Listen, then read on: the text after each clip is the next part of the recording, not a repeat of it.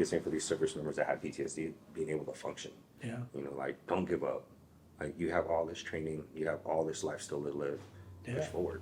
So I'll start with that too, because honestly, being judged was the thing back then. It still is in the military. That's why you got senior guys that won't go get help because they want to go back to the drill field, and if they go see a psych doc, they can't go back to a drill They're field. done. Yeah, they're done, dude. But like, they're struggling. Like, I can't tell you how many people, senior enlisted, I used to say, hey, go to military one source, go off base, they cannot see your record. That's Go what I off did. base and go get help. Oh shit. I got counseling for like a year before my command even knew about it. No shit. Yep.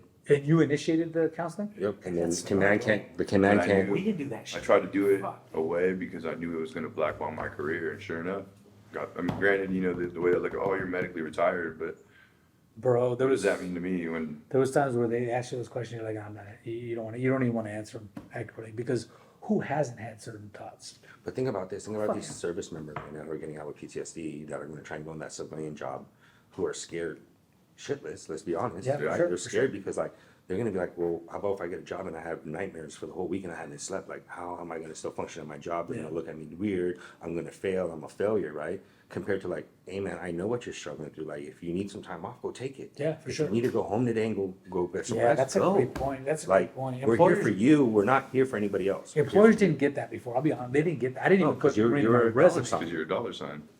Yeah, that right there you just said is something that was completely foreign. Not as a business owner with our agents, because obviously, you know, over the years we've had to help, not just judge and not just say, no, go to work anyway. You know, there's been a balance. But when we first got out, man, it was just like, yeah, they were completely disconnected from our experiences. Completely. The employers had no freaking clue. So I didn't even put Marine Corps on my resume, because then I was a liability. They didn't correlate leadership, mission accomplishment, all the positive things about serving the military to business success. They correlated all the bad stuff to business. Like, well, you're infantry. Like, what are you gonna do for us? Like, you shoot somebody? Like, we were a liability. We were a potential threat, where they thought there was going to be some physical harm. If, like you said earlier, you're joking, funny, is it like, you know, I know where you live, right? You know, that's what they thought all the time. They thought, well, you know, you're coming to the workplace. If I don't promote you, or if I reprimand you for making a mistake, You gonna follow me out? yeah, like what's going to happen? Like, are you going to meet me in the parking lot? And I'm like, it's just some crazy ass shit. Yeah. Now, probably some of that did happen, but not to the extent that they should have been that worried about it. I feel But that's a lack of knowledge, especially like these companies that love to hire vets, but they're not doing anything from it. It's a dollar sign, right? They just want basically the old way of thinking. Yeah, you're an 03. What are you gonna do? Shoot that's somebody? exactly But like, what I got. here's the new way of thinking, like how we should be thinking about. Like, you're an 03, but you were a staff NCO. So what about all that leadership training you went to? Right. What about all the management skills that you have? That's what I'm saying. What about all the scheduling skills you have? Because you could be a staff NCO, a company gunny with 300 Marines under you. Not anyone can run 300 Marines. Right, and they don't, You and they, can. and they don't correlate that to leadership. Yeah. Like, what do you mean? Not only that, but how much does how much do they invest in all that training? Whether you go through NCO training or staff NCO training or what? I mean, that's a lot. Even basic training, it's $1 million a recruit. Yeah.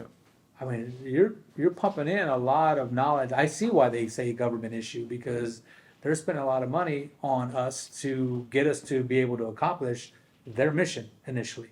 You know, so I mean, I didn't understand how they wouldn't correlate it, but back in the day, I was like, fuck it, that's not my fight. I just got to make a living. So you said it perfectly.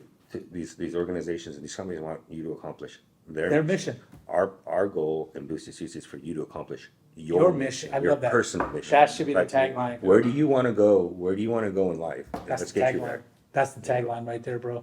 So I don't know how you're gonna say it. That's, you know, helping you accomplish your next mission. Maybe capital letters on your, because it is. It's your next mission. I mean, this is a job where you're a 1099. You're not a W-2. Like, you run your own. Even though that we're all on the same team, each individual has their own business, Yeah. basically. And it's going to be, how are you based on your own business? Like, where do you want to be? So let's get you to where you want to be. What I love about that is because back in the day, the average age of realtor was in their 60s, right? It's like 67, 65, because it was a hobby or a backup or a second career or whatever. It was never your primary, ever, back in the day. Never. Right now, whether they're some of my students that come from UC Riverside or RCC are like, yeah, I want this to be my career. So I saw it on TikTok. Oh. Sign me up. Did you really? Did you? No, not me, but Oh. that's what it looks like. That's what I'm saying, right? And now I'm thinking, well, think about that though. So now where somebody might just hobby this thing for a while. Now they're saying, look, I'm coming in with a marketing plan. I know finance because I studied that in school. I got technology. And you start breaking down all the different vocations that comprise your. I took a Marine Corps SOP, right? And I literally broke it down into real estate. There's 13 full-time jobs in real estate if you were to do them all. That's your accounting, your selling side, your buying side, your marketing, everything, open houses, all this shit. That's almost impossible to manage as one person. It really is. So we broke it down into science where collaboratively now we're able to be effective in those different MOSs or ROSs now without having to do it all yourself critically. But the young ones coming in right now, they're coming in more professional. They're coming in more technologically savvy, right? They're coming in sometimes more educated informally, not old school like that, but formally. But there's a lot of value now. So now the average age is down to the 53-ish. So from 67 to 53. And I anticipate it, well, what we're doing and what other people are doing is that going down into the 30s, into the 40s and the 30s someday. Or right out of college, man, or right out of the military, or right out of whatever. They're like, I want to be a real estate professional.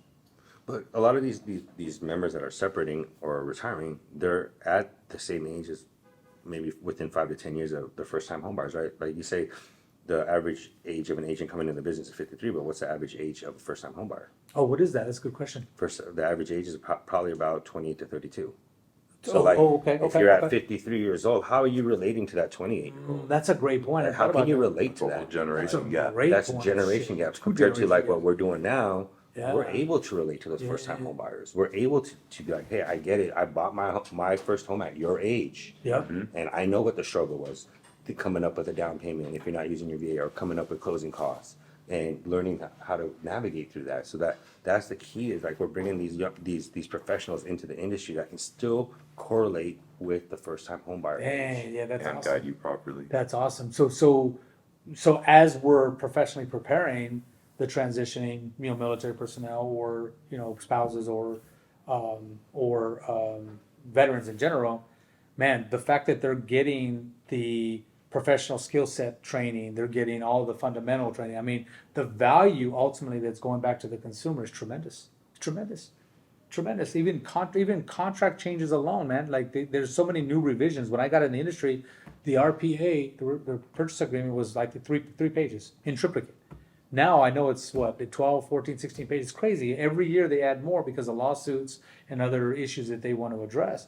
But man, the changes are tremendous. But yeah, you have to come in way more professional, way more equipped, better equipped for all this. This is great, man. And like the service members with PTSD, they just need to understand, like, when you're boosted suits or EGA, we're not judging you. We've all walked in your shoes. We still struggle with that every single day. We struggle with our own injuries. We struggle with our own things that happened to us while we were in the combat zone, and we were able to navigate it. And they just need to know, like, the door is always open. Like, come and talk to us. Like, if something is bothering you, we've walked in your shoes. Come and talk to us. We'll help you get through it. If we don't know the answer, we know who can help you get through it. And that's what's going to set us apart from the other industries and the other organizations and the other companies, because they look at these service members. They don't care about their PTSD. They don't care about anything. They see them as a dollar sign, 100%. and they have discipline. Yep. Like they know that they're going to show up every morning at 8 o'clock. Yep. No matter No matter what. No They can matter be what. sick, but at the end of the day, how are you taking care of that person back? They're taking care of you because they're making you money. Yep. But what are you doing as an employer to give back to them, Yeah, to that's show a them, like, great hey, point. we get this, we get what you're going through? Because there might be times where, like, perfect example today, I was like, dude, I had a rough night. You got to drive today. Yeah. Yeah, Like, fine. so Yeah. I hopped in his truck and we drove. I'm like, dude, I did not sleep. So it's like going through that, and it's like, understand that, hey, dude, you have my stuff, go home and go get a nap. If you want to come back later, come back. There's no one going to judge you. Yep. There's no one going to write you up because you were late. There is no late. You set your own schedule. That's huge. You know, and that's Like I said, back in the day, being judged was a big thing. Well, it still is, to your point, and to your point. But I'm telling you, back then, man, I didn't even put on my resume because I was like, man, this guy's not gonna hire me.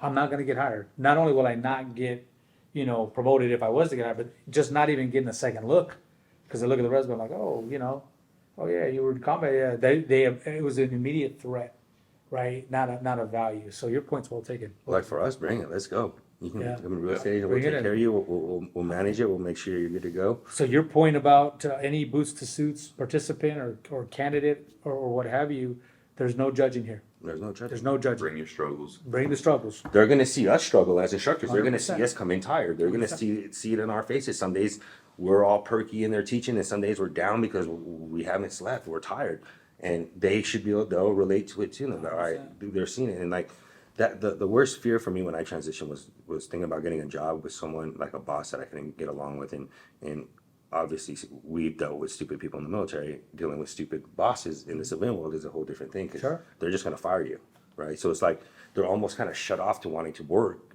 but like we're giving you an opportunity to be your own boss. The only person you are responsible to, the only person you need to check into is yourself. Yeah. Like, Yeah. you plan your day, do what you need to do. No one's gonna ever hassle you or ask you, hey, how come you weren't here at 8 o'clock this morning? Next time you show up at 8:15, I'm gonna write you up. Yeah. Next time I'm gonna fire you. Yeah. There's none of that. Because at the end of the day, this is based on you. And if you really want your business to be successful, you're gonna put in the effort. I love that. And if there's someone that, like, for example, me and my kids, I know what I can do to make a ton of money, but right now my family is the most important to me. Sure. So there's nothing coming in front of that. Even if I have to lose a deal at $10,000, I'm gonna lose it because at the end of the day, my daughter's 10. I have 8 more summers left with her. Yeah. Nothing's coming in the middle. Or you're gonna rely on your brother to help you close it and maybe, break him off for something, something like that. Or reciprocate. Sometimes he'll be down, you'll be down, you might need him, he might need you. I might need you too. Hey, guys, you're busy. I need a favor type of thing. But yeah, no, it works. It's a powerful dynamic. 100%. Because in real estate, you have your independent agents and then you have your teams, right? The teams are gonna be the wave of the future. Pretty much in the next 10 years, everyone's gonna be part of Agreed. a team. Agreed. So basically, why not join a team that has like-minded individuals that have gone through what you've gone like through? it. That we can help each other get through whatever we need to get through to be successful. Can't say it any better than that.